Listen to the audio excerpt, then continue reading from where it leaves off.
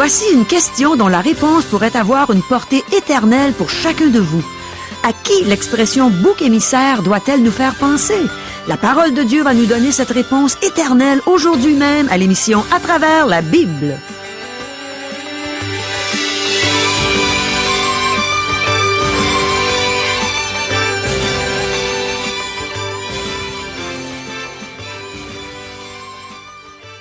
Chers auditeurs, pour en savoir davantage sur le contenu de cette émission, vous pouvez contacter en tout temps Radio Espoir via Internet à www.radioespoir.ca ou par téléphone, sans frais, au 1-877-l'Espoir, 1-877-537-7647. Bonjour, ici Caro. Je pense réellement que vous serez heureux d'entendre les réponses aux questions qu'on va poser à la parole de Dieu aujourd'hui. Vous êtes-vous déjà posé ces questions? Par exemple, qu'est-ce que la Bible déclare quand elle dit que Christ fut fait péché pour nous? Est-ce vrai qu'on est invité à venir au trône de la grâce avec assurance? Est-ce vrai que le croyant est racheté par le sang précieux de Jésus? À qui devons-nous penser quand on entend l'expression « bouc émissaire ». Que signifie la fête des expiations pour le chrétien? Remercions Dieu pour les réponses qu'il va nous donner aujourd'hui. Il veut nous instruire pour notre bien.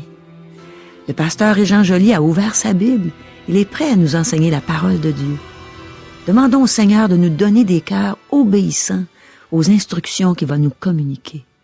Prions.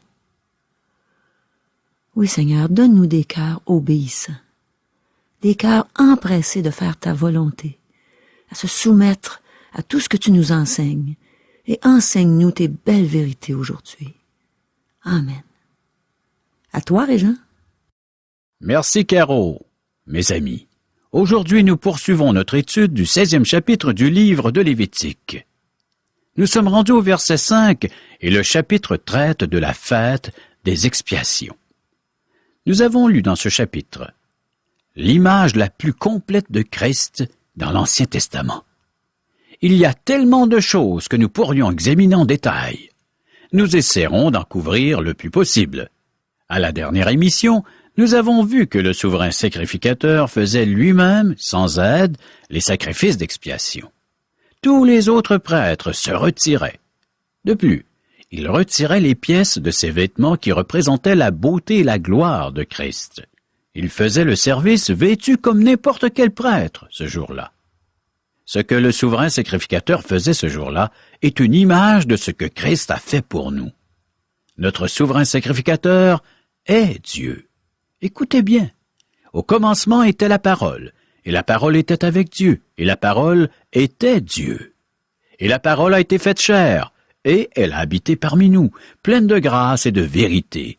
Et nous avons contemplé sa gloire, une gloire comme la gloire du Fils unique venu du Père. Personne n'a jamais vu Dieu. Le Fils unique qui est dans le sein du Père est celui qui l'a fait connaître. L'Évangile de Jean, chapitre 1er, versets 1, 14 et 18.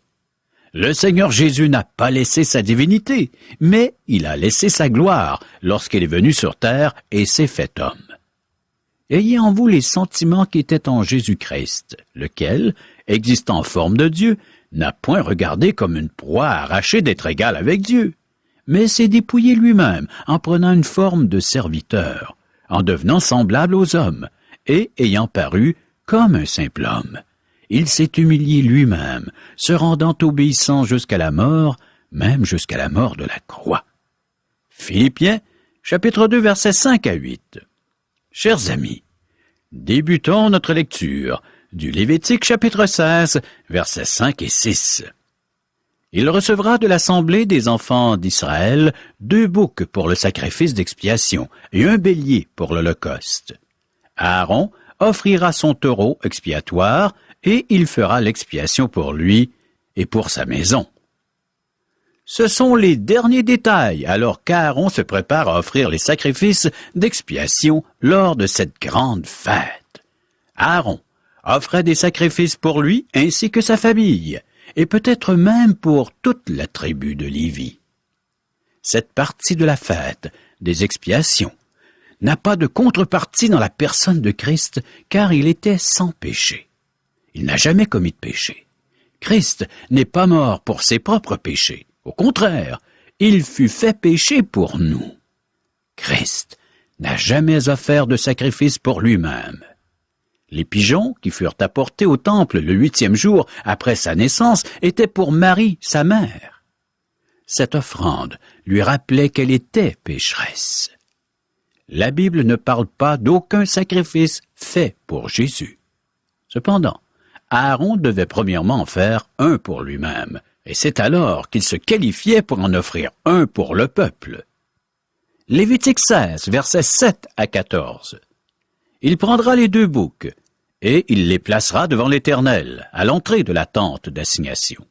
Aaron jettera le sort sur les 2 boucs, un sort pour l'Éternel et un sort pour Azazel.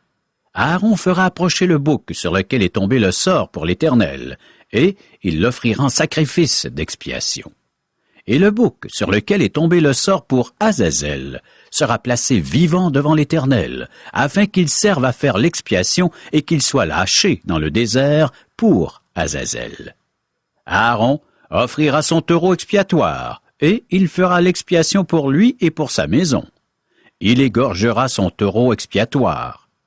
Il prendra un brasier plein de charbon ardent ôté de dessus l'autel devant l'Éternel, et de 2 poignées de parfum odoriférant en poudre.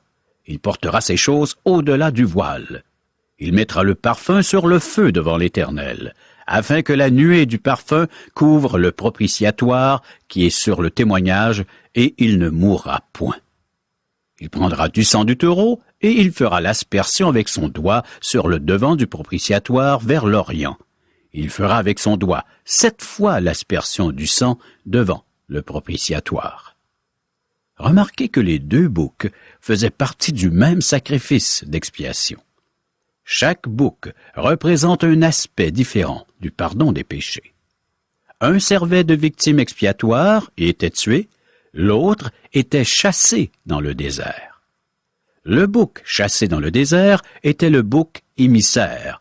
Le mot hébreu est lo-azazel. Tous ne s'entendent pas sur la signification exacte de ce mot. Le mot désigne principalement le bouc et sa destination dans le désert. Selon la Septante, la version juive, ce mot signifie un enlèvement complet, un enlèvement entier. Ce bouc fait certainement partie du sacrifice d'expiation. Un tirage au sort désignait le bouc à être sacrifié à Dieu et le bouc chassé dans le désert. Avant de faire quoi que ce soit avec les boucs, Aaron devait pénétrer dans le lieu très saint avec le sang du taureau sacrifié pour ses péchés et ceux de sa famille. Ce n'est pas tout à fait exact de dire que le souverain sacrificateur entrait dans le lieu saint 1 fois par année. En fait, il pénétrait 1 fois avec le sang du taureau offert pour ses péchés, et une 2e fois avec le sang du bouc offert pour le peuple. L'autel d'airain se trouvait dans la cour extérieure du tabernacle. Le taureau pour les péchés d'Aaron était tué de la même façon que tous les autres sacrifices d'expiation. C'est à la fin du sacrifice que nous observons un nouvel élément. En se dirigeant vers le lieu très saint, Aaron passait près de la cuve, et je suis certain qu'il lavait ses pieds et ses mains. Ensuite, dans le lieu saint, il prenait un encensoir rempli de charbon ardent pris de l'autel des parfums. Ensuite, il devait verser de l'encens sur ce charbon. Lorsqu'il pénétrait dans le lieu très saint, la fumée devait le remplir. L'arche et le propitiatoire se trouvaient dans le lieu très saint.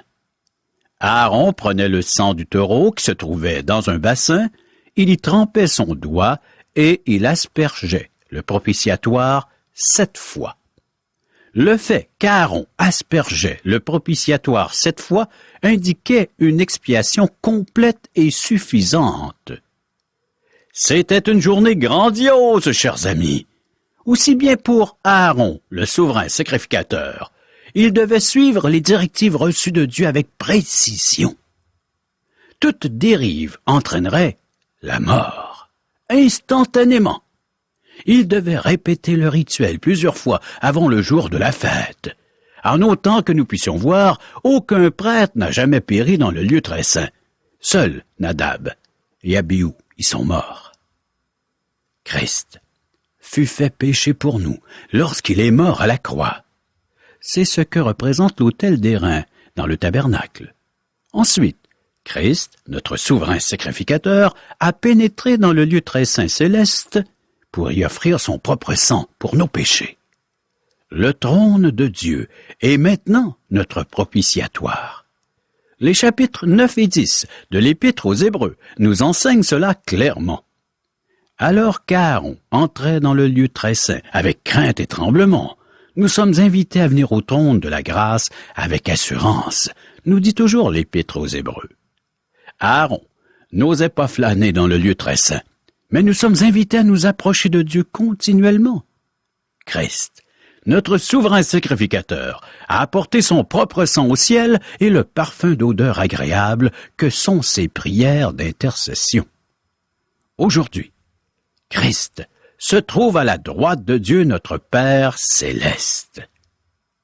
Après avoir offert un sacrifice pour ses péchés et ceux de sa maison, Aaron retournait dans le lieu très saint pour tout le peuple. Poursuivons notre lecture.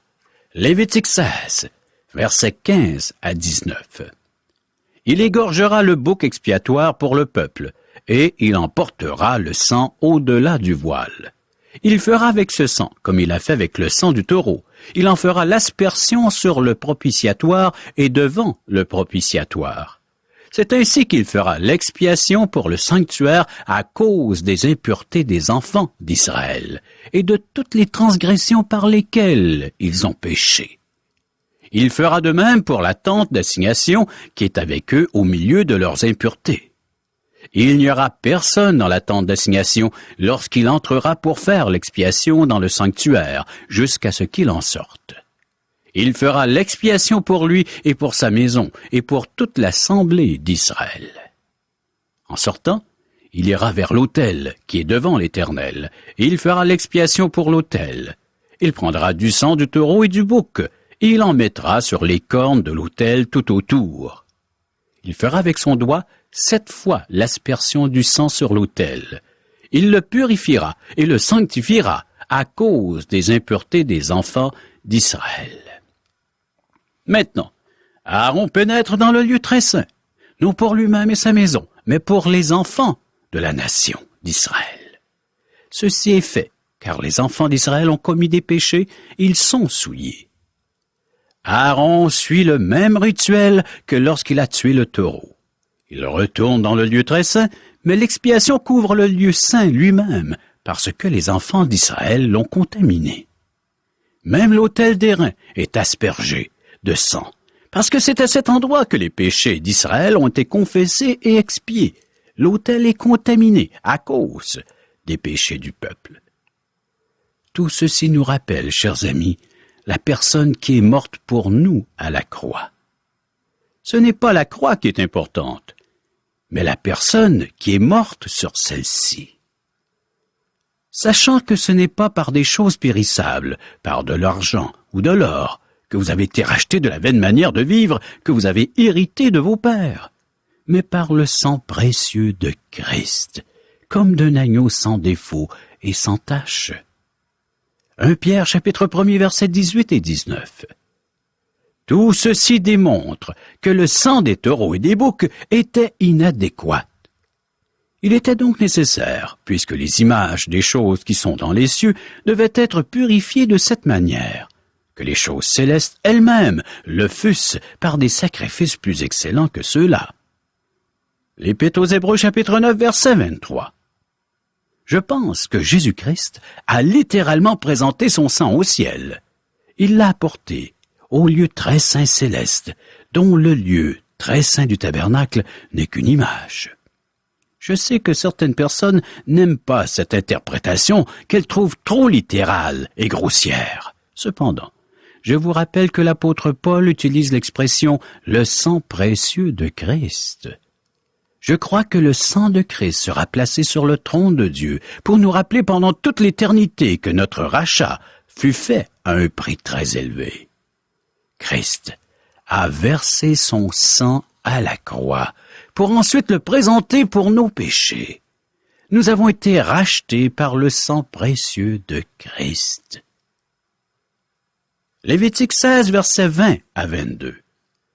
Lorsqu'il aura achevé de faire l'expiation pour le sanctuaire, pour la tente d'assignation et pour l'autel, il fera approcher le bouc vivant. Aaron posera ses 2 mains sur la tête du bouc vivant, et il confessera sur lui toutes les iniquités des enfants d'Israël et toutes les transgressions par lesquelles ils ont péché. Il les mettra sur la tête du bouc, puis il le chassera dans le désert, à l'aide d'un homme qui aura cette charge. Le bouc emportera sur lui toutes leurs iniquités dans une terre désolée. Il sera chassé dans le désert. Après avoir aspergé le propitiatoire de sang, Aaron place ses mains sur la tête du bouc vivant et confesse les péchés de son peuple. Maintenant, le bouc porte les péchés d'Israël. Le prophète Isaïe a dit de Christ: « Nous étions tous errants comme des brebis. Chacun suivait sa propre voie, et l'Éternel a fait retomber sur lui l'iniquité de nous tous. » Isaïe, chapitre 53, verset 6. L'apôtre Paul a dit: « Il l'a fait devenir péché pour nous. » 2 Corinthiens, chapitre 5, verset 21. Aaron confiait le bouc à un homme qui le conduisait dans le désert. Des Israélites surveillaient à partir d'endroits stratégiques pour s'assurer que l'homme s'acquitte bien de sa tâche. Lorsque le bouc disparaissait dans le désert, la nouvelle était transmise d'un poste à l'autre et le temple en était informé en quelques minutes. Christ a parfaitement ôté nos péchés. Le bouc émissaire illustre de nombreux versets. En voici quelques-uns. Autant l'Orient est éloigné de l'Occident, autant il éloigne de nous nos transgressions. Le psaume 103, verset 12. Voici, mes souffrances mêmes sont devenues mon salut. Tu as pris plaisir à retirer mon âme de la fosse du néant, car tu as jeté derrière toi tous mes péchés. Ésaïe 38, verset 17. J'efface tes transgressions comme un nuage, et tes péchés comme une nuée. Reviens à moi, car je t'ai racheté. Isaïe 44, verset 22. En ces jours, en ces temps-là, dit l'Éternel, on cherchera l'iniquité d'Israël, et elle n'existera plus. Le péché de Juda, il ne se trouvera plus, car je pardonnerai au reste que j'aurai laissé. Jérémie, chapitre 50, verset 20. Celui-ci n'enseignera plus son prochain, ni celui-là son frère, en disant: Connaissez-vous l'Éternel? Car tous me connaîtront. Depuis le plus petit jusqu'au plus grand, dit l'Éternel, car je pardonnerai leur iniquité, et je ne me souviendrai plus de leurs péchés. Jérémie, chapitre 31, verset 34. Que signifie la fête des expiations pour le chrétien? Elle nous illustre la personne et l'œuvre de Christ. Voici l'agneau de Dieu qui ôte le péché du monde. L'Évangile selon Jean, chapitre 1er, verset 29. Mais si nous marchons dans la lumière, comme il est lui-même dans la lumière, nous sommes mutuellement en communion, et le sang de Jésus son Fils nous purifie de tout péché. 1 Jean, chapitre 1er, verset 7. Retournons dans notre livre du Lévitique, chapitre 16, et cette fois lisons les versets 23 à 28. Aaron entrera dans la tente d'assignation. Il quittera les vêtements de lin qu'il avait mis en entrant dans le sanctuaire, et il les déposera là. Il lavera son corps avec de l'eau dans un lieu saint, et reprendra ses vêtements. Puis il sortira, offrira son holocauste et l'holocauste du peuple, et fera l'expiation pour lui et pour le peuple. Il brûlera sur l'autel la graisse de la victime expiatoire. Celui qui aura chassé le bouc pour Azazel lavera ses vêtements et lavera son corps dans l'eau. Après cela, il rentrera dans le camp. On emportera hors du camp le taureau expiatoire et le bouc expiatoire dont on a porté le sang dans le sanctuaire pour faire l'expiation, et l'on brûlera au feu leur peau, leur chair et leurs excréments. Celui qui les brûlera lavera ses vêtements et lavera son corps dans l'eau. Après cela, il rentrera dans le camp. Aaron se lavait après le sacrifice, et ceci ne correspond pas à aucun élément de la personne et l'œuvre de Christ. Lorsque Christ a terminé son œuvre, il s'est assis à la droite de Dieu. Par contre, Aaron n'osait pas pénétrer dans le lieu très saint avant la fête suivante, 1 an plus tard. Celui qui a chassé le bouc dans le désert est contaminé à cause de son contact avec l'animal. Les carcasses des sacrifices étaient brûlées hors du camp. Celui qui accomplissait cette tâche devait aussi laver ses vêtements. Par ceci, Dieu disait au peuple qu'il était pécheur. Il est un Dieu saint et le péché sépare le peuple de lui. Nous aussi, chers amis, nous sommes séparés de Dieu tant que nous n'acceptons pas pour nous le sacrifice de Jésus-Christ. Il a réglé la question de notre péché lorsqu'il a pénétré dans le lieu saint céleste avec son sang. Versets 29 à 34. C'est ici pour vous une loi perpétuelle. Au 7e mois, le 10e jour du mois, vous humilierez vos âmes. Vous ne ferez aucun ouvrage, ni l'indigène, ni l'étranger qui séjourne au milieu de vous. Car en ce jour, on fera l'expiation pour vous, afin de vous purifier. Vous serez purifiés de tous vos péchés devant l'Éternel. Ce sera pour vous un sabbat, un jour de repos, et vous humilierez vos âmes. C'est une loi perpétuelle. L'expiation sera faite par le sacrificateur qui a reçu l'onction et qui a été consacré pour succéder à son Père dans le sacerdoce. Il se revêtira des vêtements de lin, des vêtements sacrés. Il fera l'expiation pour le sanctuaire de sainteté. Il fera l'expiation pour la tente d'assignation et pour l'autel. Et il fera l'expiation pour les sacrificateurs et pour tout le peuple de l'assemblée. Ce sera pour vous une loi perpétuelle. Il se fera une fois, chaque année, l'expiation pour les enfants d'Israël à cause de leurs péchés. On fit ce que l'Éternel avait ordonné à Moïse. De toutes les fêtes que Dieu a ordonnées pour son peuple, celle-ci est la seule qui comprend l'humiliation de l'âme. Autrement dit, les Juifs ne pouvaient pas se souhaiter une heureuse Yom Kippour ou une bonne Yom Kippour, comme nous on le ferait pour le temps des fêtes. C'est un joyeux Noël. On ne pourrait se souhaiter une joyeuse fête de la sorte. C'est l'humiliation de l'âme qui s'abaisse et reconnaît son besoin d'être pardonné, d'être lavé, purifié. C'était une fête pour s'affliger à cause du péché. Dans l'Ancien Testament, l'affliction et l'humiliation de l'âme étaient une occasion de jeûne. Cette fête fut observée jusqu'à ce que le sacrifice permanent et éternel soit offert, c'est-à-dire jusqu'à la venue de Jésus-Christ, celui qui a donné sa vie en rançon pour nous. Voilà le sacrifice permanent et éternel selon Dieu. À nous d'y adhérer maintenant, d'y placer toute notre foi et notre confiance, afin que nous soyons lavés et purifiés de tout péché, et par le fait même présentables en la présence du Dieu saint. Cher ami, il n'y a que par le sacrifice de Jésus que tu peux devenir un être présentable devant Dieu. Prochaine émission, Lévitique chapitre 17. Oh, merci beaucoup, Régent. Merci pour ce bon enseignement.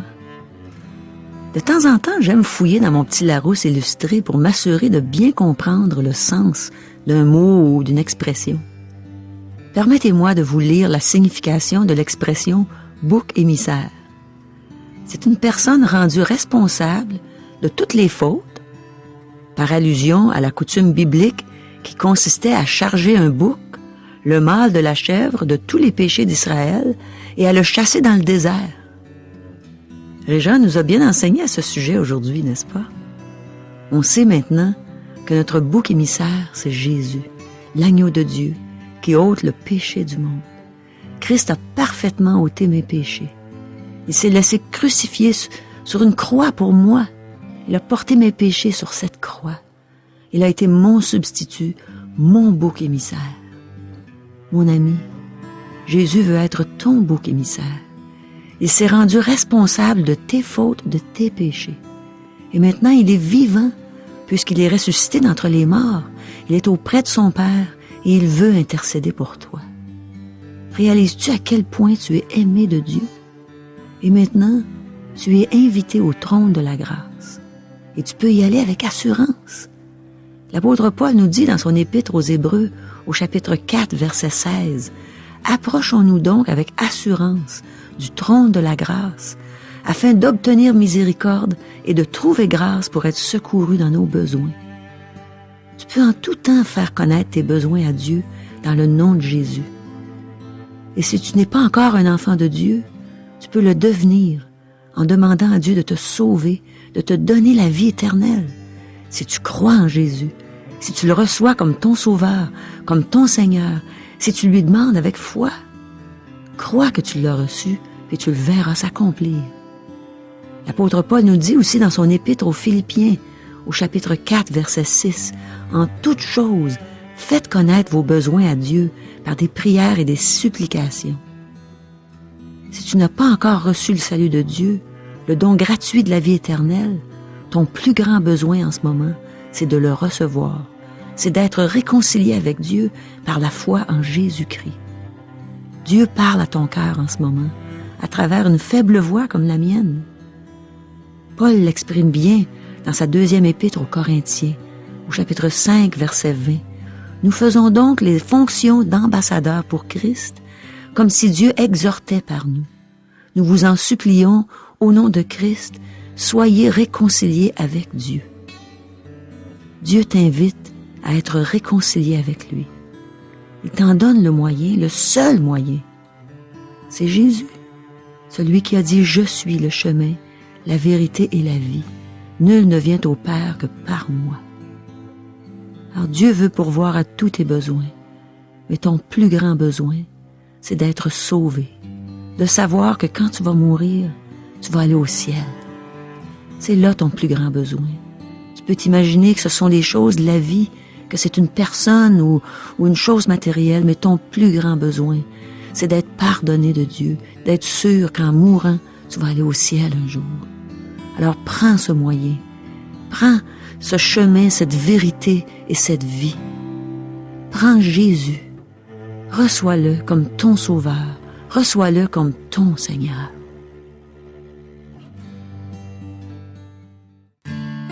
Chers amis, les gens nous posent souvent cette question, Caro. Qui sommes-nous? Mais qui es-tu, Régent? Qui es-tu, Caro? Eh bien, je vais commencer par qui j'étais. J'étais une jeune femme qui chantait toutes sortes de chansons populaires. J'avais des succès au palmarès et ma carrière menait bon train. J'étais malheureuse, j'étais sans Dieu dans le monde. Et un jour, Dieu s'est fait connaître à moi. Et j'ai accepté Jésus comme sauveur, comme Seigneur. Et je suis devenue une enfant de Dieu. Je suis née de nouveau. Et maintenant, je suis une chrétienne évangélique qui aime propager l'évangile de Dieu. Avec toi, Régent, je passe partout au Québec pour annoncer la bonne nouvelle du salut par grâce. À tous les gens qui veulent nous entendre, à tous ceux qui veulent s'intéresser à ce que Dieu veut pour eux, à connaître son amour pour eux. Alors je vais avec toi, on va partout dans des déjeuners de l'espoir. Et ici, à Radio Espoir, pour dire aux gens, Dieu vous aime et Dieu veut vous instruire, vous faire connaître sa sainte parole. C'est merveilleux.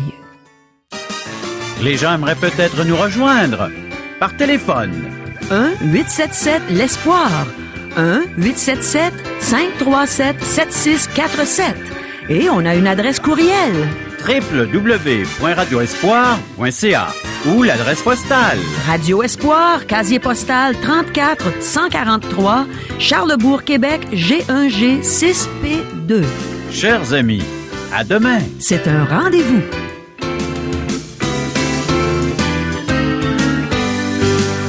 Cette émission vous a été présentée par Radio Espoir.